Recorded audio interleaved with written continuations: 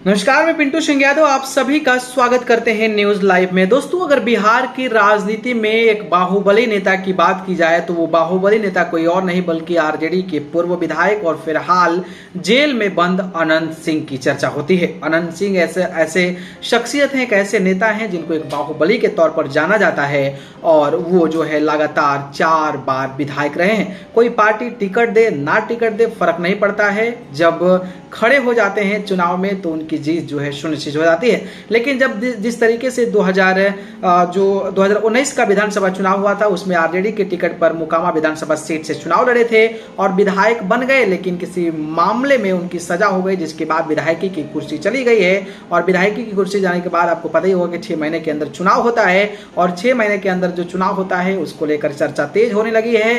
कयास ये लगाए जाने लगे हैं कि अनंत सिंह की पत्नी चुनाव लड़ सकती है आरजेडी से। वहीं कई लोग कई तरीके की बातें कह रहे हैं। तो आज मैं बात करने वाला हूं मोकामा विधानसभा सीट, जो चर्चित मशहूर सीट है, उसका समीकरण क्या है, कितने जातीय वोटर्स हैं, वहां पर किसकी संभावना इस बार ज्यादा देखी जा रही है। तो चलिए पूरी जानकारी आपको बताते हैं।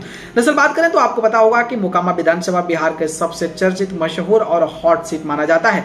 इस मैदान में सिर्फ उम्मीदवार के वादों के ही नहीं बल्कि उसके प्रभाव की भी परीक्षा होती है। जिसकी ताल में जितना दम उसके हिस्से सीट। 4 बार से सीट पर बाहुबली विधायक जो हैं वो कहीं ना कहीं अनंत सिंह चुनाव जीतते नजर आ रहे हैं। 2005 में जेडीयू के टिकट पर उन्होंने एलजेपी की नलिनी रंजन शर्मा को हराया था। 2010 में अनंत सिंह ने एलजेपी उम्मीदवार सोनम देवी को हराकर इस पर कब्जा बरकरार रखा। इसके बाद जब 2015 में चुनाव हुए तो लाली नीतीश साथ आए तो अनंत सिंह की दोनों ने ही पार्टी से विदा कर दिया, लेकिन अनंत सिंह ने निर्दलीय ताल ठोकी और वो जेडीयू के नीरज कुमार को हरा दिया। इसके बाद 2020 में समीकरण बदले और आरजेडी के टिकट पर एक बार फिर से अनंत सिंह ने जेडीयू के राजीव लोचन शर्मा को शिकस्त दी। अब सजा होने के बाद अनंत सिंह की विधायकी जा चुकी है और उपचुनाव की तारीखों का ऐलान कर दिया गया है। पहले जानिए वोटरों का हिसाब किताब वहां पर क्या है। मोकामा विधानसभा सीट पटना जिले में ही है, हालांकि लोकसभा में ये मुंगेर सीट में चला जाता है। 1951 में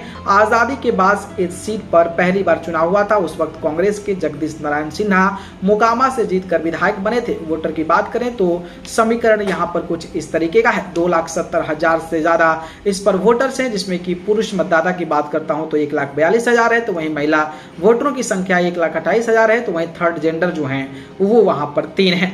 मोकामा सीट का जातीय समीकरण क्या है। इस सीट पर भूमिहार वोटरों का वर्चस्व रहता है। साथ ही पूर्व विधायक अनंत सिंह यहां छोटे सरकार के नाम से मशहूर हैं। अनंत सिंह भी भूमिहार जाति के ही हैं। अब इसे बाहुबल कहिए या फिर अनंत सिंह का प्रभाव, मोकामा के लोग रॉबिन हुड की उपाधि भी दे चुके हैं कि पिछले 4 टर्म से मोकामा इलेक्शन का मतलब अनंत चुनाव कथा अनंता बना हुआ है। विरोधी चाहे कितना भी प्रभावशाली बड़ा नेता क्यों ना हो, अनंत सिंह के आगे मुंह की खा चुका है। अनंत चाहे किसी पार्टी के बैनर तले लड़े हों या फिर निर्दलीय, जीत जो है वो उन्हीं की हुई है। इस तरह से फैसला होगा। भूमिहारों के बाद यहाँ भूमिहार, ब्राह्मण, कुर्मी, यादव, पासवान वोटरों का जो है तादाद काफी ज्यादा है। तो वहीं सीट पर राजपूत और रविदास जातियों के भी वोटर हैं, लेकिन माना यही जाता है जिसके पाले में स्वर्ण यानी कि भूमिहार, ब्राह्मण, राजपूत वोट जाएंगे उसी का जीत तय है। मोकामा एकमात्र ऐसी सीट है जहां जातीय समीकरण सबसे ज्यादा हावी रहती है। मोकामा सीट का नाम सुनते ही जो लोगों के दिमाग में छवि उभरती है वो है दबंग की। माना जाता है कि इस बार जेल में बंद अनंत सिंह की पत्नी नीलम देवी मैदान में उतरेंगी, जो कि 2019 के लोकसभा चुनाव में भी कांग्रेस के टिकट पर चुनाव लड़ी थी, लेकिन चुनाव हार गई थी। लेकिन बदले समीकरण के हिसाब से एक बार फिर लालू नीतीश एक साथ हैं तो उनके निर्दलीय चुनाव लड़ने की संभावना जो है वो कहीं ना कहीं बढ़ गई। अब देखना दिलचस्प होगा कि आखिरकार महागठबंधन की प्रत्याशी नीलम देवी होती हैं या फिर उनको टिकट नहीं देने के बाद नीलम देवी चुनावी मैदान में निर्दलीय उतरती हैं। ये बेहद देखना दिलचस्प होने वाला है। खैर, वहां के आप आसपास के हैं तो आपको क्या लगता है कमेंट बॉक्स में जरूर बताइएगा। धन्यवाद।